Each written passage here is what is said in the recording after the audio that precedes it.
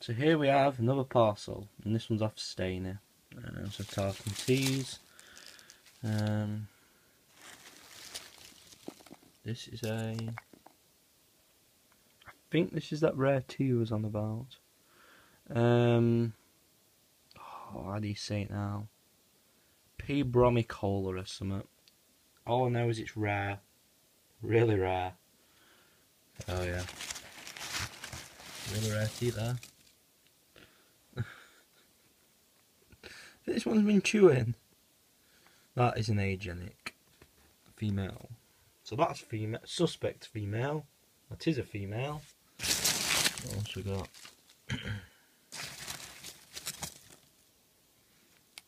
I don't think they could barely fit that on. Piltramarinus, you can see it there. And I think there's one more. I can't remember. Yep, one more. I can't remember what the other thing was that I bought. You know it's bad when that's happening. I can't remember the other thing I bought. Oh yeah. What's it called now? Indian Violet. I'll have a look. I can't remember. Okay, back in a sec. Chilobrachys fimbriatus. So yeah, more old worlds. Do with it. So yeah. Alright, I'm gonna house these up. Back in a sec. Okay, so this is the Pachypelma bromicola. All I know is these are very rare, quite hard to keep, and it'll be a challenge. So yeah. Got it off Stainer. Never seen any bigger than adults, and I've seen slings go for like 75 quid. Like 3cm slings, I think. And this is, I think it's a juvie. It's a juvie or a sub-adult. I can't remember. The kept like damper to Avix, to my knowledge. They're in Aviculariinae family. So they are from South America, to my knowledge. Could be wrong, as I don't know much about this species. Alright, I'm going to get it out, show you it, then house it up. Alright, back in a sec. That's not always a good sign, when you open the tub and the tea is trying to strike at you, upside down. So it was upside down. Turn a look at the ventral. It's looking male-ish.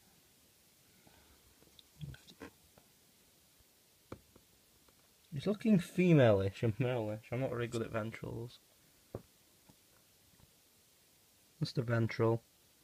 I want to say female, but I think it's a male. I'm not too bothered. Yeah. Take your pick. I'm not too sure. Alright, so before it strikes at me again, I'm going to put the lid on and sort out its enclosure. Alright, back in a sec. I haven't actually got my soldering iron, so this enclosure will have to do for now. Put it in pre-malt. If it either malts or by the weekend, it'll probably get something like that. Or I might invest in a 20cm cube by Exoterra. The 20x20x30 would be too tall, because it don't get much bigger than that from what I found out.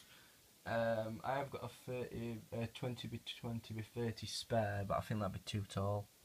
So I might get a 20 cube just for it. But we shall see. I'll just house it and I'll show you it in its house. Alright, back in a sec. Must be in really heavy pre-malt because it's not been a little sheet. And I'm guessing they'll be fast because everything else in this family is.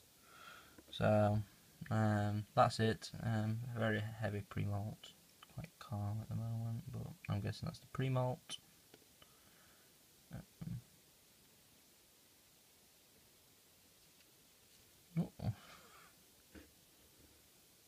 Daft little thing. I'm going to leave it be. It didn't fall far, it'll be fine. Only slipped. Got his grasp anyway on that. Alright, I'm going to leave it be. And I'll probably rehouse it at the weekend. So yeah, back in a sec. I did this one quick so I knew it wouldn't be any trouble. This is a Peel Ultramarinus, little sling. Well, could be counted as a juvie by now. Not fast at all. It's only a little Pantho. I've kept Pantho slings before, but sadly man passed away. It was a P Macalla, so from now on I'm going to use moss in the substrate, try and keep humidity up. I don't know why, because the humidity in the other one's tank were fine, it's just it passed away, but this one I should be alright with. Very expensive tea as well. Peel Ultramarinus is one of the more expensive Panthos. So yeah, I'm going to leave it be and move on to the next one. Back in a sec.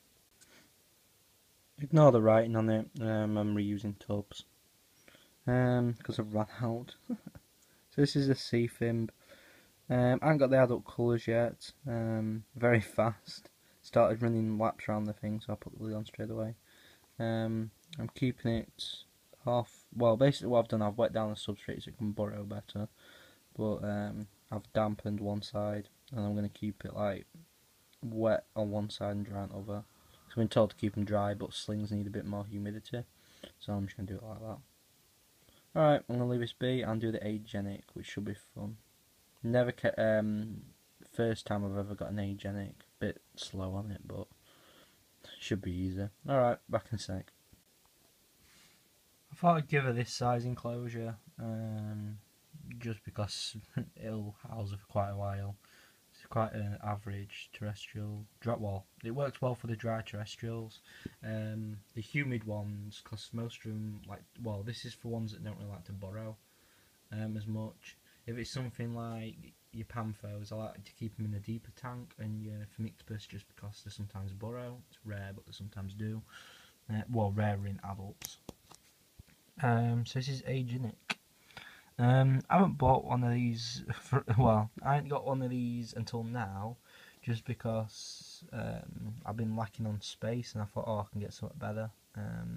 But I'm actually really happy I've finally gone and got one of these, because I really like agenics. Acanthoscurria are one of my favourite genus, and I didn't have an agenic, so it's kinda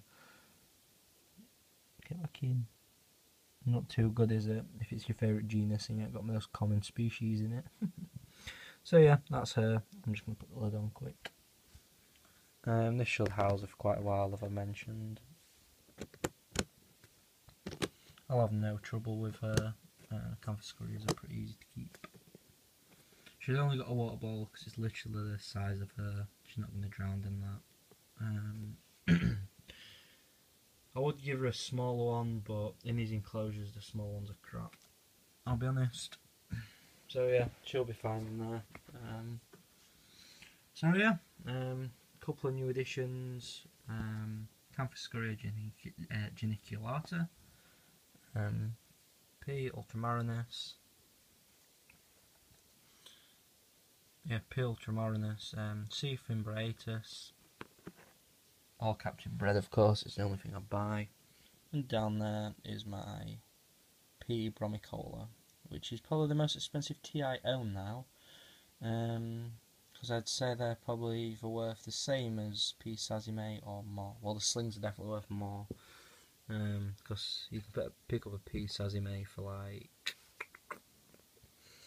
a sling for about 60, well, 40 to 60 quid, depending where you go.